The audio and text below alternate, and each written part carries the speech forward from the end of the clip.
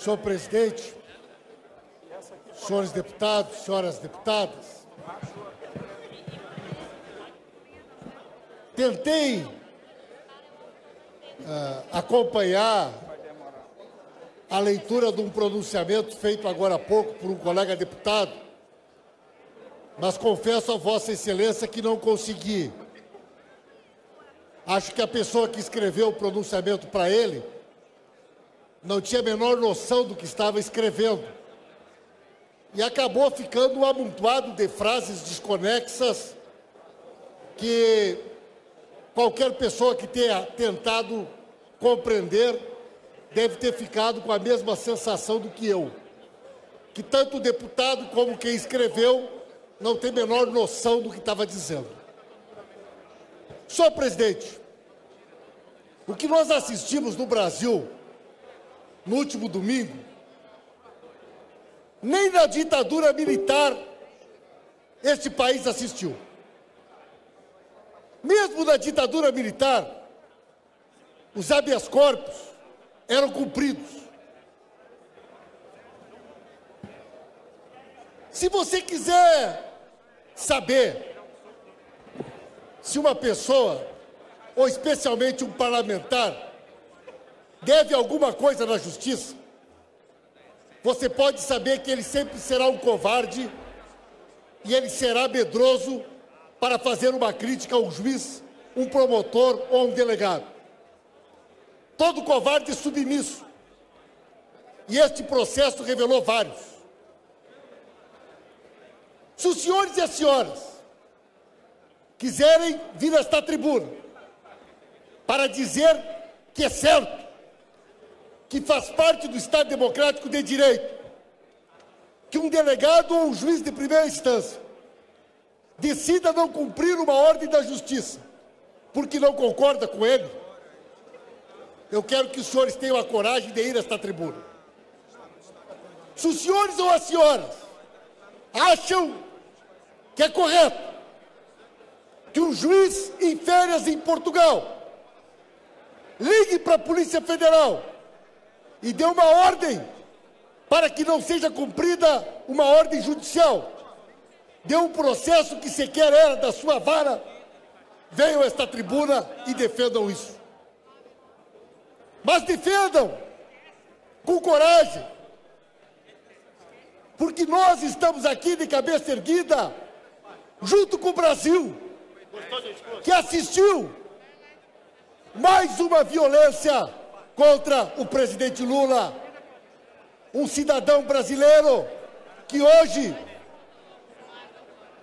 não consegue obter seus direitos, até mesmo quando a justiça decide a seu favor. Diariamente, os tribunais deste país têm decisões adotadas e muitas delas são decisões que nós não concordamos ou não gostamos. Pessoas que são colocadas em liberdade, decisões, todas elas passíveis de serem objeto de recursos pelas vias judiciais, nos termos em que a Constituição estabelece.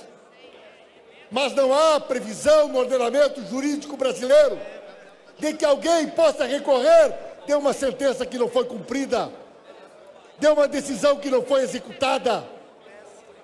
Eu estava dentro da superintendência da Polícia Federal, quando os agentes, sem qualquer cerimônia, diziam em alto bom som: nós não vamos cumprir esta decisão, porque o juiz Sérgio Moro ligou aqui para a polícia e pediu que a decisão não seja cumprida. Senhores e senhoras, isto é um atentado contra o Estado, contra a democracia. Isto é fruto de uma articulação criminosa que nós suspeitávamos que existia, mas que até o último domingo não tinha se apresentado de maneira tão nítida para o Brasil e para o mundo. Um esquema criminoso que envolve juízes, desembargadores, procuradores, integrantes da Polícia Federal, que montaram um consórcio criminoso que tem a alcunha de Lava Jato mas que na realidade deveria se chamar farsa a jato. Este mesmo consórcio criminoso foi aquele que, num determinado momento, interceptou uma ligação telefônica da presidenta Dilma com o presidente Lula. Este mesmo consórcio criminoso foi aquele que divulgou no Jornal Nacional conversas privadas da dona Marisa com seu filho. Este mesmo consórcio de criminosos foi aquele que fez a condução coercitiva do presidente Lula, ou que sequestrou lá em Atibaia um cidadão e o seu filho para tentar, de maneira fascista, arrancar deles num depoimento sem advogado aquilo que queriam ouvir. Senhoras e senhores, honrem os mandatos que têm, a legitimidade do voto popular. Vocês não são menores do que um promotor, um delegado ou um juiz. Não se ajoelhem desta maneira, porque vocês envergonham esta casa. Nós, enquanto instituição, temos o dever de alertar o país para o estado de exceção que nós estamos hoje vivendo.